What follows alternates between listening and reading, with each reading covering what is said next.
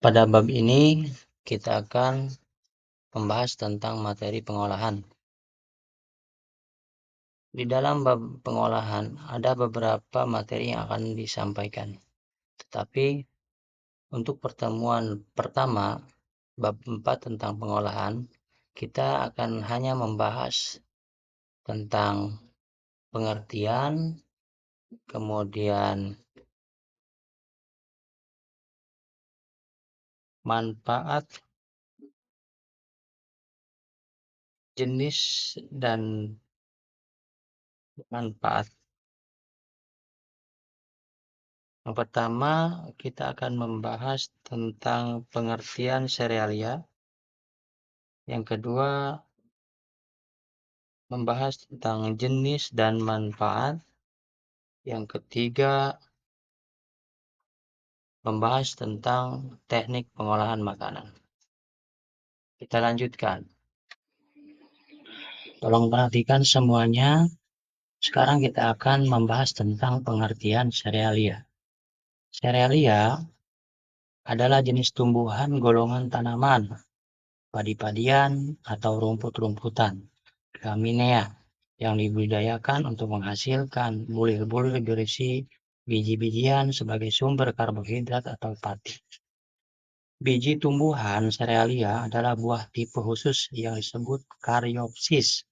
Serealia banyak jenis spesiesnya, sehingga kandungan zat gizi serealia sangat bervariasi tergantung jenisnya. Tetapi umumnya, serealia kaya karbohidrat, cukup protein, sangat rendah kandungan lemak, dan kaya serat kasar. Serealia juga kaya vitamin, diantaranya vitamin E dan B kompleks, serta mineral, besi, magnesium, dan seng. Meskipun setiap spesies memiliki keistimewaan, pembudidayaan semua serealia sama. Semua adalah tanaman semusim, yang berarti satu kali tanam, satu kali panen, dan tumbuh baik di daerah beriklim sedang. Istilah serealia diambil dari nama Dewi Pertanian bangsa Romawi, yaitu Ceres. Bagaimana? Kita lanjutkan. Sekarang pengertian kacang-kacangan. Biji berukuran lebih besar dibandingkan serealia yang digunakan untuk bahan pangan manusia dan hewan ternak. Tanaman kacang-kacangan umumnya didapat dari tanaman famili Fabaceae. Adapun menurut definisi Food and Agriculture Organizer, tanaman kacang-kacangan seperti kapri, buncis, dan edamame yang dipanen muda tidak termasuk sebagai kelompok kacang-kacangan.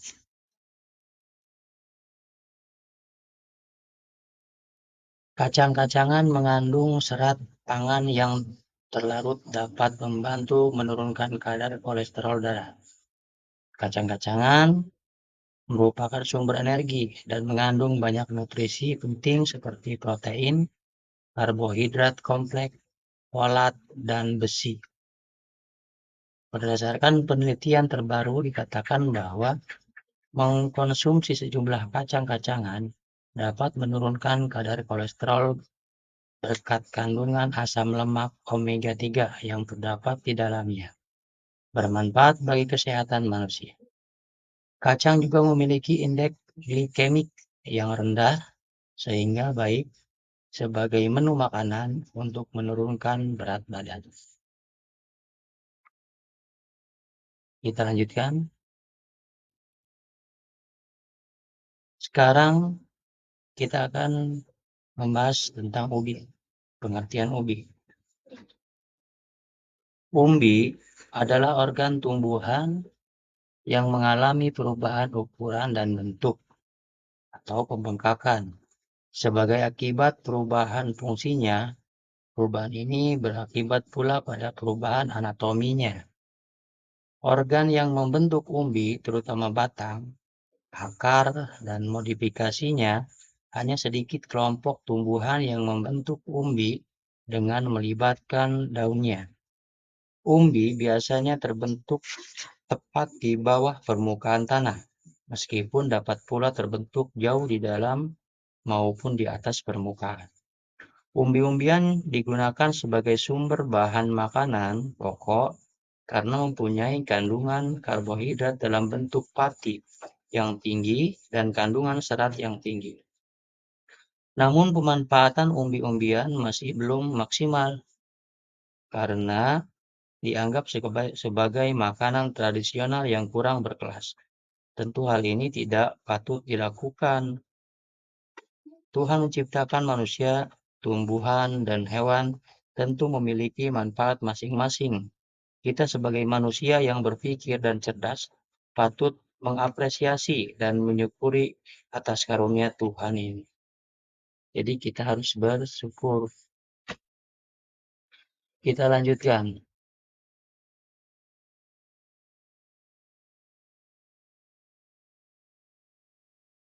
Sekarang kita akan membahas tentang jenis serealia dan manfaatnya. Yang termasuk ke dalam serealia, yang pertama itu adalah beras. Beras adalah butir padi yang sudah dipisahkan dari semak, dari sekam. Beras mengandung karbohidrat yang kaya akan zat gula atau glukosa. Rasa manis dari kandungan glukosa merupakan sumber energi yang bermanfaat bagi tubuh untuk melakukan berbagai aktivitas.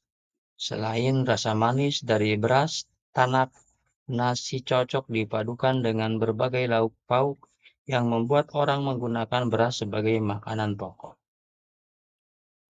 Warna beras yang berbeda-beda diatur secara genetik. Akibat perbedaan gen yang mengatur warna aleuron, warna endosperma, dan komposisi pati pada endosperma. Ada beberapa macam beras. Yang pertama, ada yang namanya beras putih. Sesuai namanya, ya, berwarna putih, agak transparan karena hanya memiliki sedikit aleuron dan kandungan amilosa umumnya sekitar 20%. Beras ini mendominasi pasar beras. Yang kedua itu beras merah. Akibat aleuronnya mengandung gen yang memproduksi antosianin yang merupakan sumber warna merah atau ungu. Yang ketiga adalah beras hitam. Sangat langka disebabkan aleuron dan endosperma memproduksi antosianin dengan intensitas tinggi sehingga warna ungu pekat mendekati hitam. Ada juga yang namanya ketan atau beras ketan. Berwarna putih tidak transparan seluruh atau hampir seluruh patinya merupakan amilopektin. Yang terakhir adalah ketan hitam, merupakan versi ketan dari beras hitam. Itu adalah jenis serealia dari beras. Selanjutnya, yang kedua, jenis serealia yang kedua adalah jagung. Jagung merupakan tanaman semusim. Satu siklus hidupnya diselesaikan dalam 80 sampai 150 hari. Paruh pertama dari siklus merupakan tahap pertumbuhan vegetatif dan paruh kedua untuk tahap pertumbuhan generatif. Indonesia dikenal dua varietas jagung yang telah ditanam secara umum, yaitu jagung berwarna kuning dan putih. Bagian yang kaya karbohidrat adalah bagian biji. Sebagian besar karbohidrat berada pada endosperma. Kandungan karbohidrat dapat mencapai 80% dari seluruh bahan kering biji. Karbohidrat dalam bentuk pati umumnya berupa campuran amilosa dan amilopektin. Tanaman jagung sangat bermanfaat bagi kehidupan manusia dan hewan. Hampir seluruh bagian tanaman dapat dimanfaatkan untuk berbagai macam keperluan. Di antaranya batangnya dan daun muda itu untuk pakan ternak. Batang dan daun tua setelah panen itu dijadikan pupuk hijau atau kompos. Batang dan daun kering jadikan kayu bakar. Batang jagung, lanjaran atau turus. Batang jagung juga digunakan untuk bahan kertas. Buah jagung muda, putren, atau bahasa Jawa, sayuran, bergedel, bakwan, dan sambal goreng. Itu buah jagung yang muda. Biji jagung tua itu pengganti nasi, marning, brondong, roti jagung, tepung, bihun, bahan campuran kopi bubuk, biskuit, kue kering, pakan ternak, bahan baku industri bir, industri farmasi, destrin, perekat, dan industri tekstil. Jadi selain sumber karbohidrat, jagung juga ditanam sebagai pakan ternak. Diambil minyaknya dari bijinya, dibuat tepung dari bijinya. Dengan istilah tepung jagung atau maizena dan bahan baku industri dari tepung biji dan tepung tongkolnya. Itu adalah kegunaan ataupun manfaat dari jagung. Kita lanjutkan.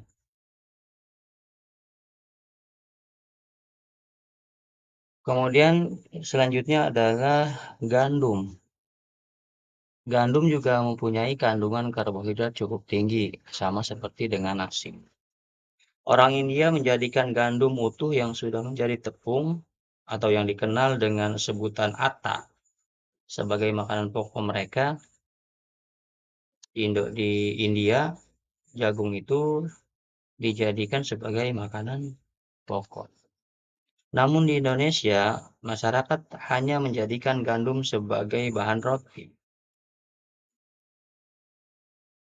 Di India, gandum dijadikan sebagai bahan makanan pokok. Namun di Indonesia, masyarakat hanya menjadikan gandum sebagai bahan roti dan padahal gandum juga mempunyai kandungan karbohidrat cukup tinggi, sama seperti dengan nasi. Beberapa manfaat dari gandum bagi kesehatan tubuh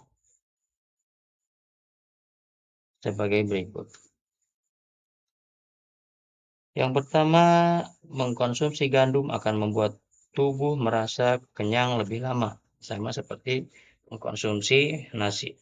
Ini karena serat larut yang ada di dalam gandum cenderung memperlambat pencernaan karbohidrat, sehingga mengurangi lonjakan kadar gula darah yang pada akhirnya tak akan mendesak untuk selalu makan. Yang kedua, mengkonsumsi gandum secara teratur akan menurunkan kadar kolesterol dalam tubuh. Mengkonsumsi gandum baik untuk menurunkan berat badan. Mengkonsumsi gandum bisa bermanfaat untuk menyembuhkan sembelit. Hal ini karena gandum merupakan sumber serat yang dibutuhkan tubuh. Senyawa pitoknia pada gandum bisa mengurangi resiko seseorang terkena kanker. Itu adalah pengertian dan manfaat gandum. Selanjutnya, kita akan membahas sorghum. Sorghum adalah tanaman serbaguna yang dapat digunakan sebagai sumber pangan, pangan ternak, dan bahan baku industri. Tanaman sorghum mirip tanaman jagung, jadi seperti tanaman jagung, namun tumbuh lebih tinggi dan cocok ditanam di tempat yang kering maupun berair.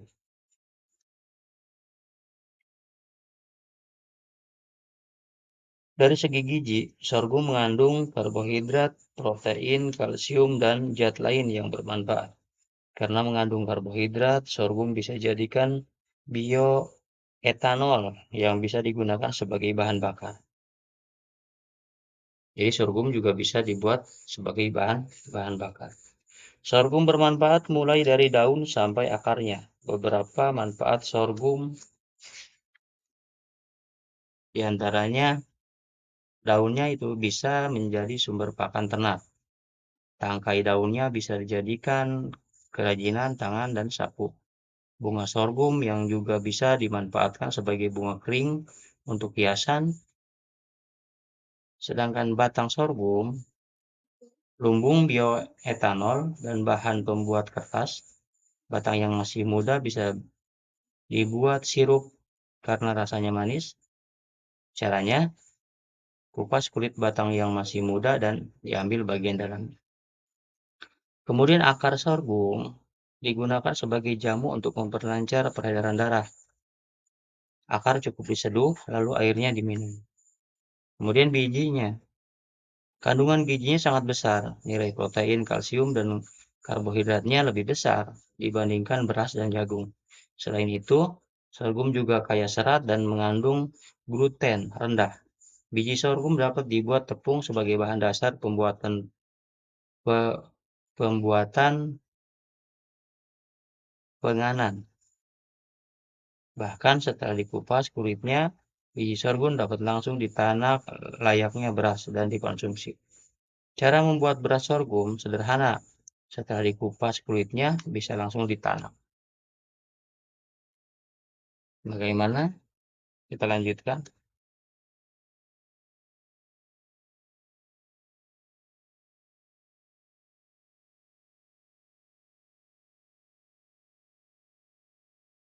Sekarang kita akan membahas tentang jenis kacang dan manfaatnya. Ada beberapa jenis kacang yang ada di Indonesia. Yang pertama, itu adalah kacang tanah. Kacang tanah mengandung banyak nutrisi yang dibutuhkan kesehatan tubuh, di antaranya serat, protein, karbohidrat, lemak, lemak jenuh dan tak jenuh, serta omega 6. Berbagai macam vitamin, di antaranya vitamin C, A, D, E, K, B, kompleks, atau folat yang tinggi, serta berbagai jenis mineral.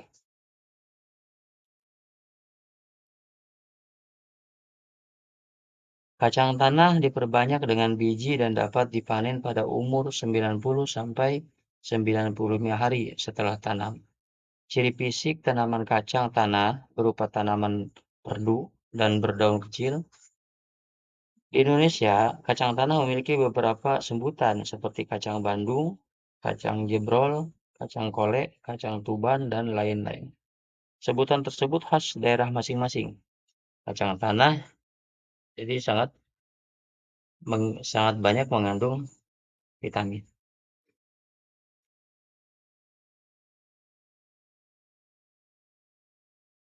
Oke, bagaimana? Kira-kira sudah paham?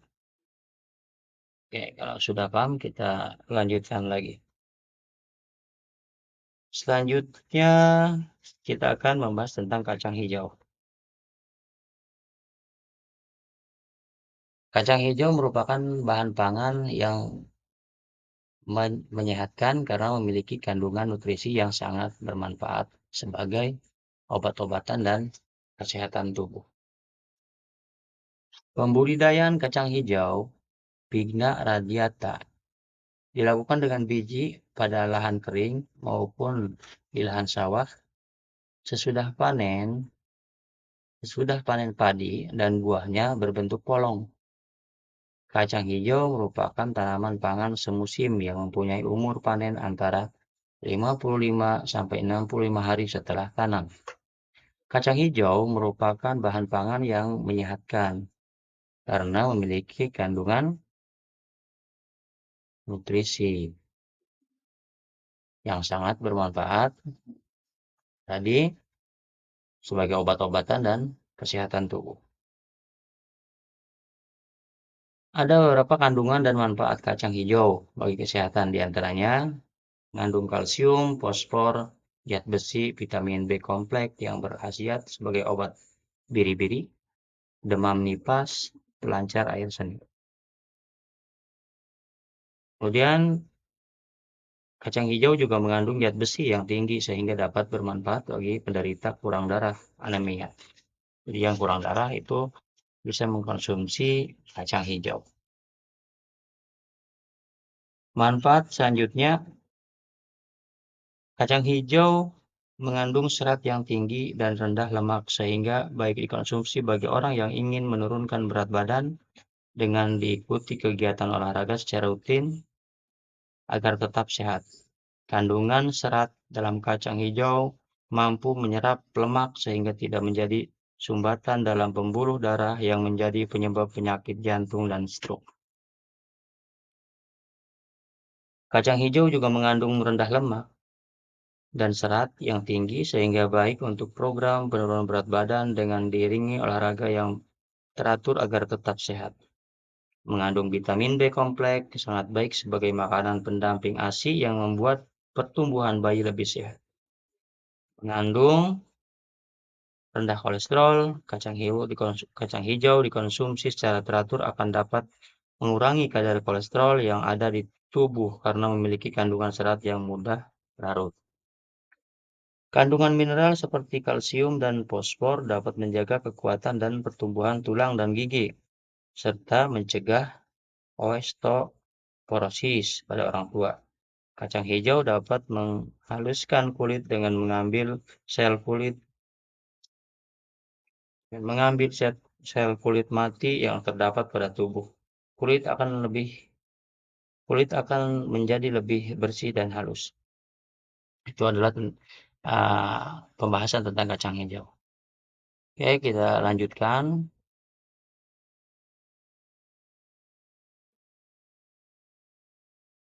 Sekarang kedelai. Kedelai istilah lain dari kedelai adalah Glycine termasuk tanaman semusim, tergolong familia Fabaceae. Buah berbentuk polong dan diperbanyak dengan biji. Kacang kedelai memiliki kandungan nutrisi yang baik untuk tubuh, di antaranya memiliki kandungan protein nabati yang tinggi, berguna untuk membantu membangun sel tubuh dan baik untuk vegetarian. Jadi yang tidak suka daging-dagingan, ya, anti daging, bisa mengkonsumsi kacang kedelai. Mengandung vitamin B1, B2, B6, dan vitamin A, kalium, magnesium, selenium, fosfor, karbohidrat, protein, dan asam omega 3. Sumber lemak sangat baik untuk susu bayi karena kandungan gizinya lengkap. Mengandung lemak yang rendah, dapat mengatasi intoleransi laktosa, yang merupakan sistem pencernaan yang tidak mampu mencerna dan menyerap laktosa atau lemak susu dengan baik akibat terbatasnya enzim laktase dalam tubuh yang berfungsi untuk memecah laktosa menjadi glukosa dan galaktosa agar lebih mudah dicerna oleh usus. Mengandung minyak tumbuh-tumbuhan non-kolesterol dengan kualitas tinggi yang bermanfaat menjaga kesehatan jantung. Mengandung lecithin yang bermanfaat untuk menjaga kolesterol tubuh. Kandungan lecithin dan zat besi tempe mampu meningkatkan aktivitas vitamin B12 yang berperan dalam pembentukan sel darah merah sehingga dapat mencegah anemia dan berguna untuk menjaga dan meningkatkan kemampuan mengingat dan berpikir. Jadi kalau misalkan kemampuan mengingat dan berpikirnya rendah atau kurang, itu bisa kita sering-sering mengkonsumsi kacang kedelai. Oke, kita lanjutkan.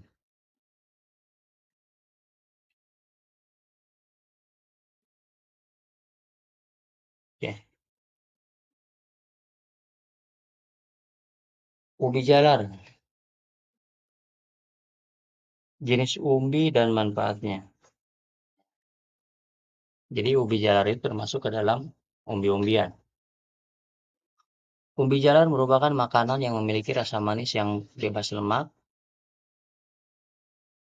sehingga cocok bagi penderita diabetes karena dapat mengontrol kadar gula darah. Ada tiga jenis umbi, ada tiga jenis ubi jalar yang populer dibudidayakan di Indonesia, yaitu ubi jalar berwarna putih, kecoklatan, ada juga warna merah, dan ungu. Ketiga jenis ubi ini memiliki varietas unggul dengan produktivitas tinggi. Beberapa varietas ubi yang populer antara lain Cilembu, Ibaraki, Lampeneng, Georgia, Borobudur, Prambanan, Mendut, dan Kalasan. Budidaya ubi jalar cocok dilakukan di daerah tropis yang panas dan lembab. Bagian yang dimanfaatkan dari ubi jalar adalah akarnya yang membentuk umbi.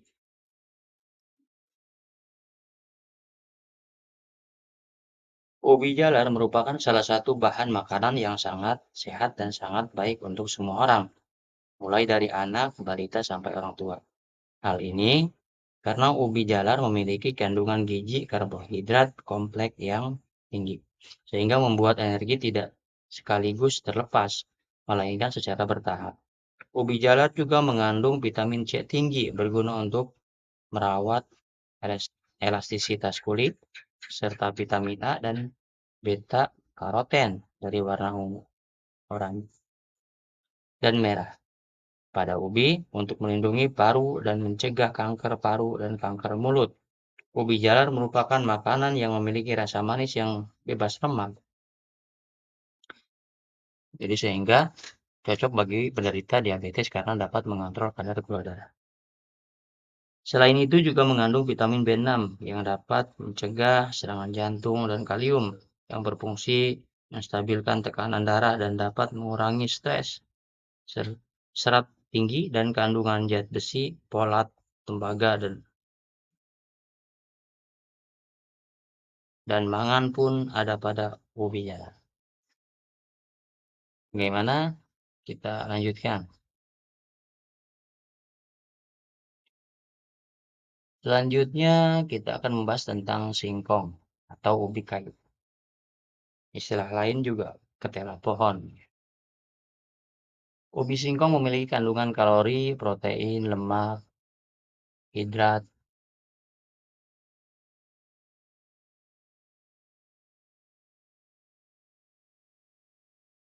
kalsium, fosfor, zat besi, vitamin B dan C, dan amilum.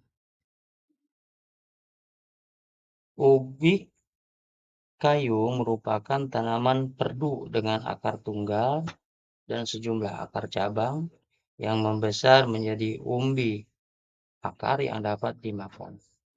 Singkong yang dimakan bagian dalam umbinya yang berwarna putih atau kuning-kuningan.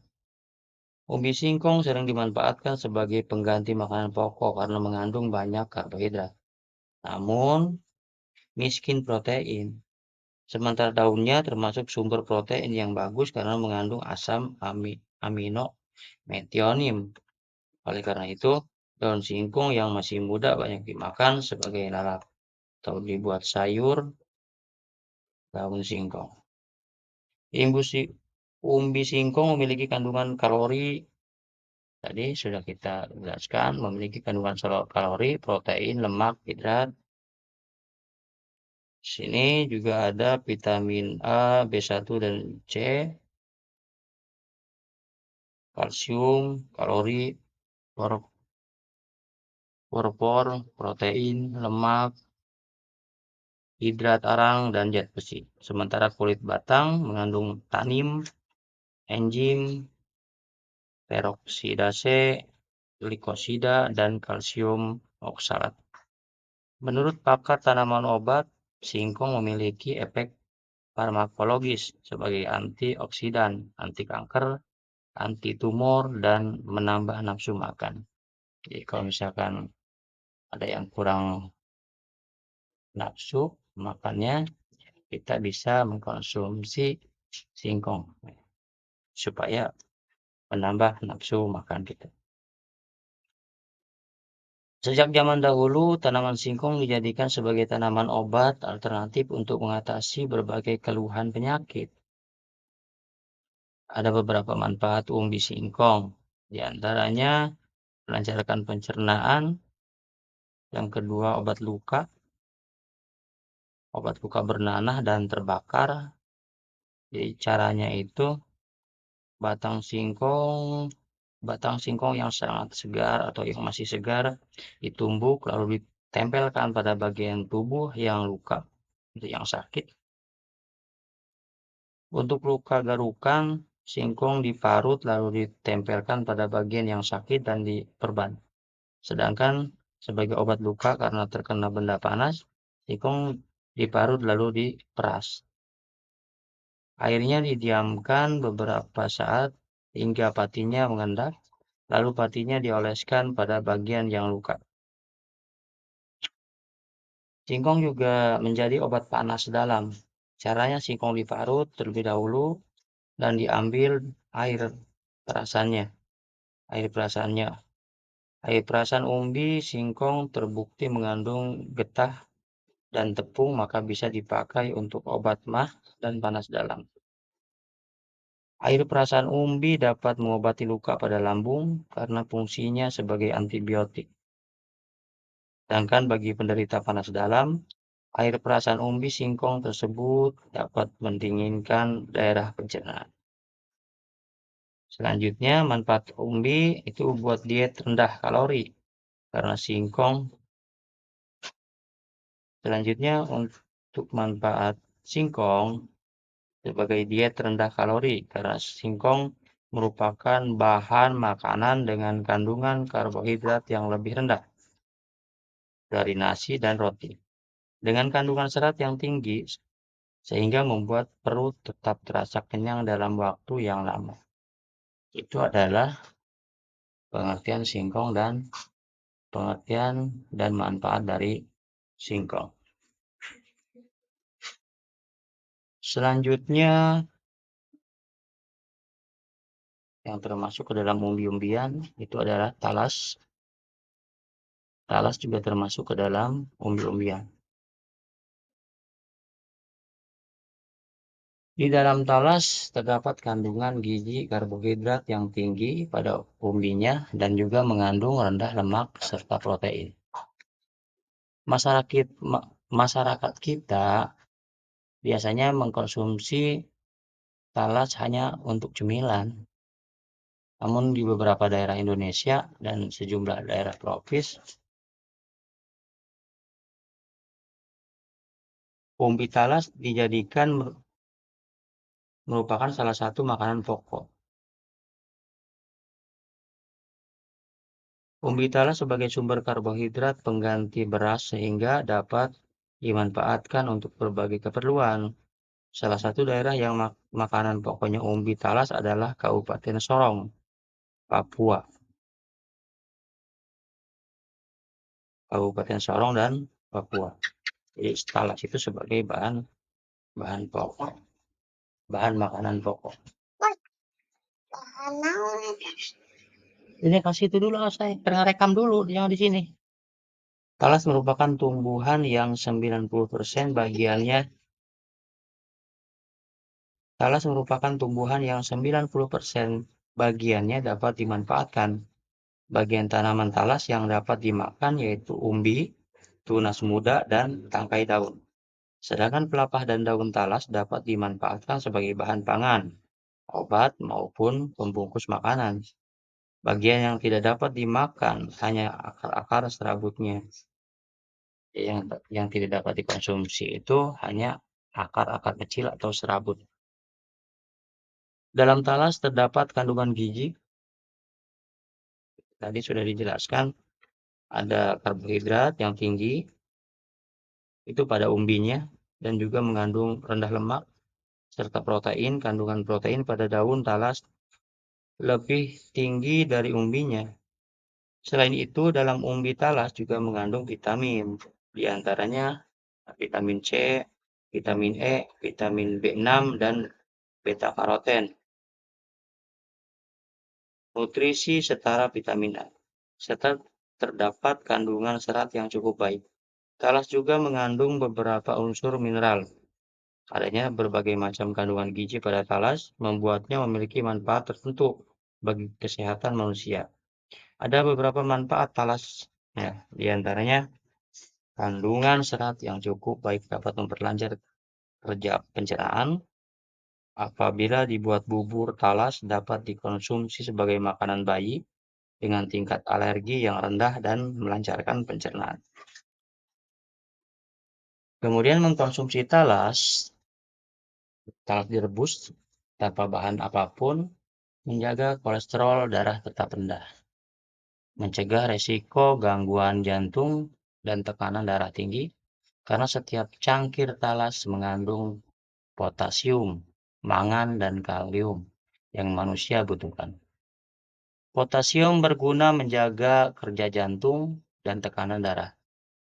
Mangan untuk memperlancar metabolisme protein dan lemak dalam tubuh, dan kalium baik untuk menjaga kesehatan jantung. Secangkir talas mengandung vitamin C yang cukup baik untuk memperkuat pertahanan tubuh. Vitamin B6 membantu menjaga imunitas tubuh, dan vitamin E menurunkan resiko. Dan vitamin E menurunkan resiko terkena serangan jantung. Kandungan beta karotin pada talas bermanfaat untuk menjaga kesehatan mata, kulit, dan meningkatkan fertilitas. Kebutuhan beragam mineral dapat terpenuhi dengan satu cangkir talas karena mengandung magnesium, fosfat, dan tembaga yang dibutuhkan manusia setiap hari.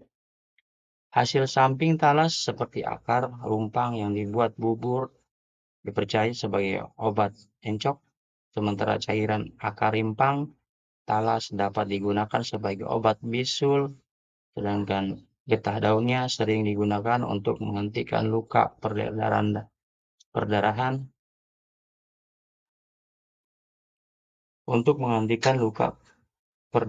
dan sebagai obat untuk bengkak. Pelepah dan tangkai daun yang dipanggang dapat dimanfaatkan untuk mengurangi gatal-gatal. Pelepah daun juga diyakini mampu mengobati gigitan kalajengking. Jadi ternyata banyak manfaat dari talas. Daun dan kulit dan ampas umbinya dapat dimanfaatkan sebagai pakan ternak. Misalnya daunnya untuk pakan ikan gurame. Banyak sekali ya kegunaan talas. Kita lanjutkan. Selanjutnya, kentang. Kentang merupakan salah satu tanaman tahunan yang paling banyak ditanam di seluruh dunia. Kentang tergolong herba semusim. Di herba semusim itu tanaman pendek, tidak berkayu, dan cocok ditanam di dataran tinggi serta di daerah yang beriklim tropis. Bagian kentang yang dimanfaatkan untuk dimakan yaitu umbi batangnya. Penduduk Eropa dan Amerika memanfaatkan kentang sebagai makanan pokok.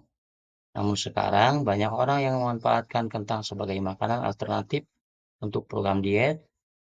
Hal ini dikarenakan karena kentang kaya akan nutrisi, merupakan sumber karbohidrat dengan kandungan tepung dan gula yang tinggi. Vitamin dan serat. Kentang memiliki kandungan gizi yang lebih tinggi dibandingkan nasi, karena memiliki kandungan protein dan mineral yang lebih lengkap. Kentang apabila dikonsumsi dengan kulitnya dibersihkan dengan benar, masuk dalam kategori karbohidrat kompleks. Kentang mempunyai banyak khasiat, di antaranya potasium, vitamin C, menyimpan karbohidrat, dan fiber atau pengganti gula darah, blood sugar. dan penjaga tekanan darah. Kentang juga mengandung vitamin B1, B2, dan B3, serta sedikit kandungan protein dan banyak mineral penting seperti besi, mangan, magnesium, fosfor, tembaga, kalium. Jumlah lemaknya sedikit, sehingga dapat menghalang endapan kolesterol di dalam lapisan seluruh darah. Kentang cocok bagi yang mengalami kekurangan gula darah. Selain itu, kentang merupakan sumber terbaik dalam pembentukan zat besi dalam darah. Kentang juga menjamin sistem ketahanan badan karena kandungan vitamin serta kalsium yang tinggi. Dengan banyak kandungan gizi, maka kentang juga memiliki banyak manfaat. Ada beberapa manfaat kentang. Yang pertama, memelihara kesehatan sistem pencernaan karena mengandung serat yang cukup tinggi. Melawan penyakit seperti penyakit jantung, gangguan saraf, tumor, dapat membantu mengurangi risiko kanker prostat dan kanker rahim. Kentang segar dengan kulitnya kaya antioksidan dari vitamin C. Hasil penelitian terbaru menunjukkan bahwa antioksidan, flavonoid, dan quercetin pada kentang memiliki sifat anti kanker dan kardioprotektif, memelihara kesehatan kulit wajah dengan membalurkan parutan kentang di wajah dapat membuat kulit wajah bersinar dan mengurangi pembengkakan dan lingkaran hitam di bawah mata. Selanjutnya, mengurangi kadar kolesterol karena kalorinya rendah, baik untuk perkembangan otak karena adanya zat besi dan tembaga. Menghilangkan stres, pikiran karena kandungan vitamin B6.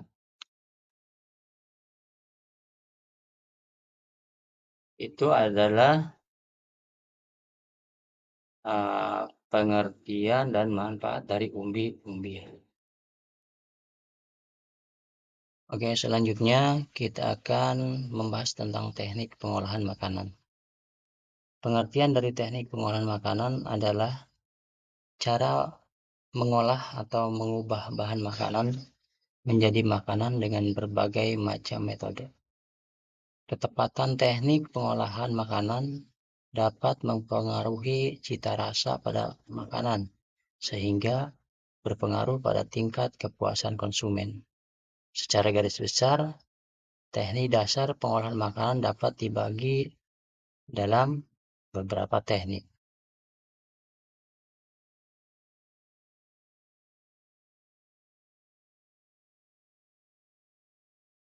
Sekarang kita akan membahas tentang teknik pengolahan. Di teknik pengolahan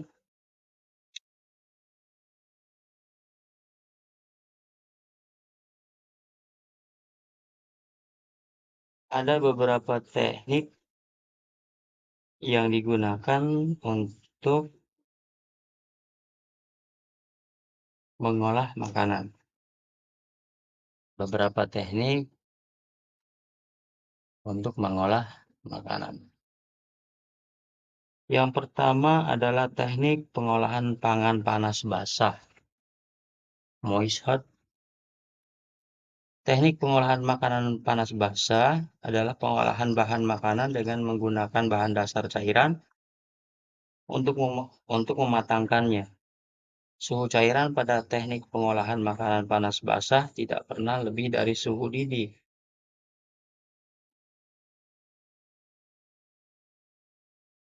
Di sini ada beberapa teknik, yang termasuk ke dalam pengolahan pangan panas basah. Yang pertama adalah teknik merebus. Teknik merebus atau boiling mengolah bahan makanan dalam cairan yang sudah mendidih. Cairan yang digunakan dapat berupa air, kaldu, dan susu. Caranya, bahan makanan dimasukkan ke dalam cairan yang dingin atau dalam air yang telah panas. Itu adalah teknik merebus. Yang kedua, teknik merebus menutup bahan pangan, atau istilahnya poaching. Teknik poaching ialah cara memasak bahan makanan dalam bahan cair, sebatas menutupi bahan makanan yang direbus dengan api kecil di bawah titik didih 92 sampai 96 derajat Celcius.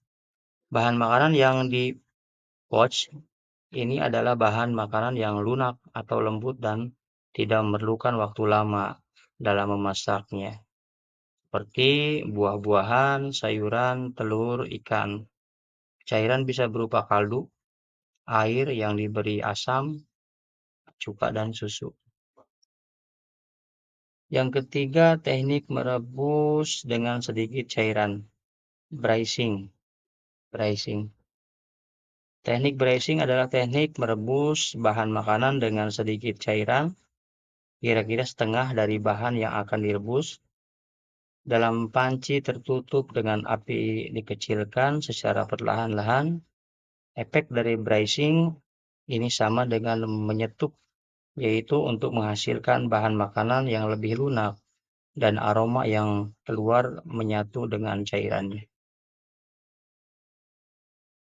Selanjutnya, teknik menyetuk atau menggulai, stewing. Stewing, menggulai, menyetuk adalah mengolah bahan makanan yang terlebih dahulu ditumis bumbunya dan direbus dengan cairan yang berbumbu dan cairan yang tidak terlalu banyak dengan api sedang. Maksud dari dimasak dengan api sedang dan dalam waktu yang lama agar aroma dari bahan masakan keluar dengan sempurna. Pengolahan dengan teknik ini harus sering diaduk secara hati-hati agar tidak mudah hancur. Pada proses stewing, cairan yang dipakai yaitu air, susu, santan, dan kaldu. Sekarang teknik mengukus, steaming. Steaming. Teknik mengukus, memasak bahan makanan dengan uap air mendidih.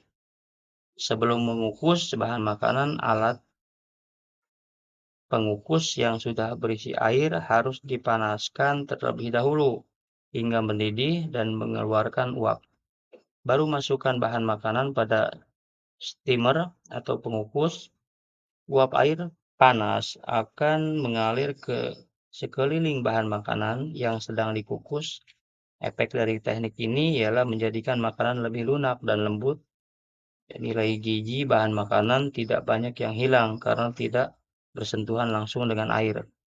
Makanan yang diolah dengan cara ini yaitu puding, bolu, maupun sayuran, ikan, dan ayam. Itu teknik mengukus. Selanjutnya teknik mendidih, simmering. Teknik simmering adalah teknik memasak bahan makanan dengan saus atau bahan cair yang dididihkan dahulu.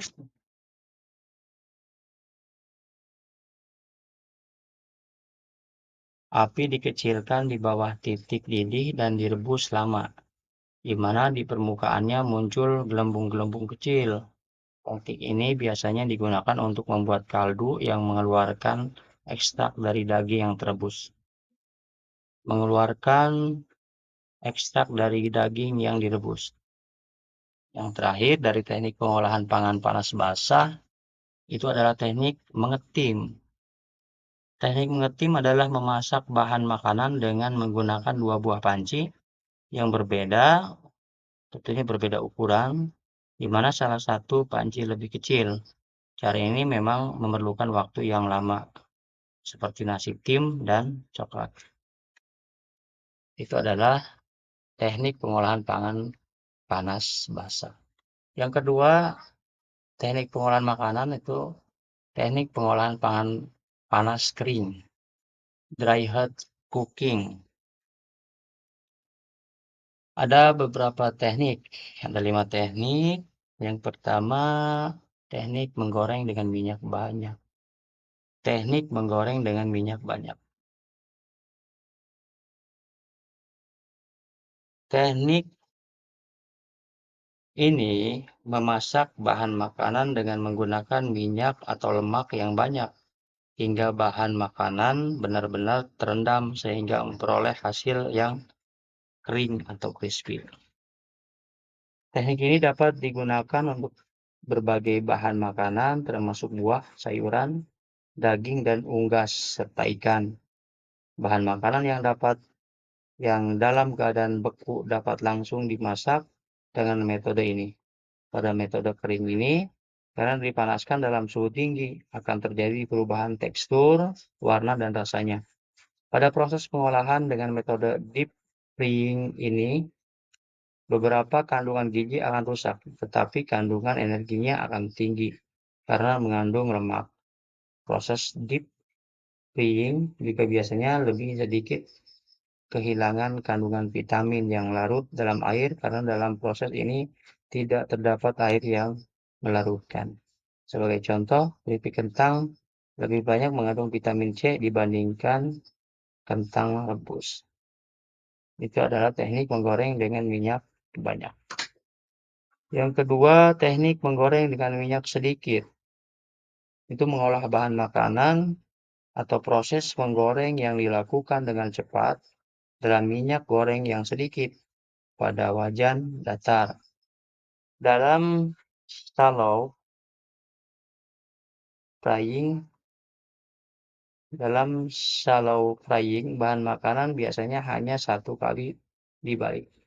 Pada shallow frying, panas didapatkan dari pemanasan minyak atau lemak. Dengan teknik ini, bahan makanan tidak akan menjadi terlalu matang. Asam amino yang terdapat pada bahan makanan akan tetap, meskipun protein akan menyusut dan juga akan kehilangan beberapa jenis vitamin B. Selanjutnya, teknik menumis. Teknik menumis adalah teknik memasak dengan menggunakan sedikit minyak olahan dan bahan makanan yang telah dipotong kecil atau diiris tipis yang dikerjakan dalam waktu sebentar dan cepat. Diaduk-aduk serta ditambah sedikit cairan sehingga sedikit berkuah atau basah. Cairan yang biasanya ditambahkan adalah saus, krim, dan sejenisnya yang dimasukkan pada saat terakhir pada pemasakan. Sebelum menumis, hendaknya potongan atau irisan bahan makanan dipersiapkan terlebih dahulu. Pemanasan wajan terlebih dahulu, kemudian isi minyak goreng sedikit dan panaskan. Gunakan wajan yang besar agar potongan bahan makanan saat dimasukkan tidak sesak sehingga memudahkan saat melakukan tumis dan dapat matang secara merata. Agar lebih sehat, hindari penggunaan lemak jenuh. Gunakan minyak zaitun atau minyak canola yang mengandung minyak sehat dan membantu menurunkan kadar kolesterol berbahaya. Selanjutnya, teknik memanggang, baking. Memanggang atau baking itu pengolahan makanan di dalam oven dengan panas dari segala arah tanpa menggunakan minyak atau air. Baking memiliki beberapa metode, di antaranya ada memanggang kering. Ketika memanggang dengan oven, bahan makanan akan mengeluarkan uap air. Uap air ini akan membantu proses pemasakan bahan makanan. Teknik ini biasanya digunakan untuk produk pastry dan roti. Selain itu digunakan untuk memasak daging, ikan, dan lainnya. Yang kedua dari teknik memanggang, ada memanggang dalam oven menambah kelembaban. Ketika memanggang bahan makanan, masukkan wadah berisi air yang akan mengeluarkan uap air yang masuk ke dalam oven, menyebabkan kandungan air dalam bahan makanan bertambah dan akan menambah kualitas makanan. Penerapan teknik dasar baking dapat dilakukan pada berbagai bahan makanan, antaranya kentang, roti, kue, spons, cake, biskuit, ikan, sayuran. Selanjutnya memanggang dalam oven dengan menggunakan 2 wadah. Wadah pertama berisi bahan makanan dan wadah kedua diberi air. Wadah pertama dimasukkan ke dalam wadah kedua sehingga panas yang sampai ke bahan makanan lebih lambat. Dengan demikian, tidak akan mengakibatkan panas yang berlebih dan dapat mengurangi kemungkinan makanan terlalu matang. Contohnya puding karamel. Contohnya puding karamel. Selanjutnya, teknik membakar, grilling. Grilling adalah teknik mengolah makanan di atas lempengan besi panas atau di atas pen dadar atau teflon yang diletakkan di atas perapian langsung. Suhu yang dibutuhkan untuk grill sekitar 292 derajat Celcius. Grill juga dapat dilakukan di atas bara langsung dengan jeruji panggang atau alat bantu lainnya. Dalam teknik ini, perlu diberikan sedikit minyak baik pada makanan yang akan diolah maupun pada alat yang digunakan. Jeruji ini berfungsi sebagai penahan bahan makanan yang sedang dimasak atau dipanggang. Selain itu, fungsi lainnya juga untuk membuat bagian yang matang dan gosong berbentuk jeruji pula. Kegosongan inilah yang menjadi ciri khas dan yang menunjukkan bahwa makanan tersebut adalah di-grilled. Itu adalah teknik pengolahan makanan panas kering. Ya.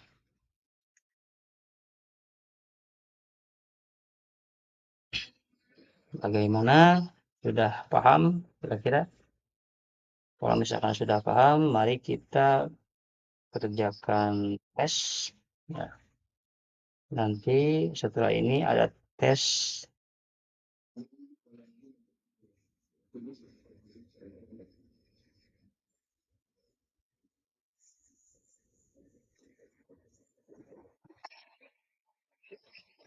selesai.